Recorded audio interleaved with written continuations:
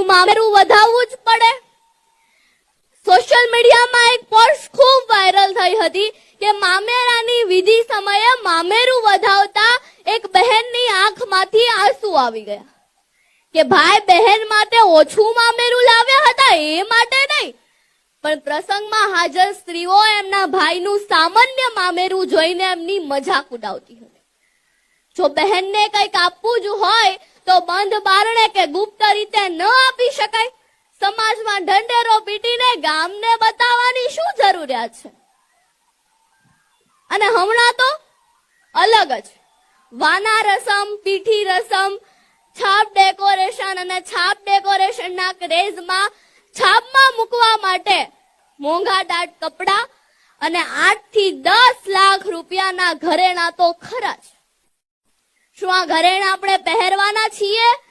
એ ક્યાં રહેવાના છે? ઘરની તિજોરીમાં કે બેંકના લોકરમાં? આજે દેશમાં કરોડો ટન સોનું એ બેંકના લોકરમાં જોવા મળે છે. એટલે જ આપણા દેશની ઇકોનોમી નીચે આવી છે. આપણા ગુજરાતીઓમાં આવી કહેવત છે કે લાંબા જોડે ટૂંકો જાય, મરે નહીં ને માંદો થાય. સ્વાભાવિક વાત છે કે મોંઘાદાટ ખર્ચા અમીર વર્ગ, પૈસાદાર લોકો કરે.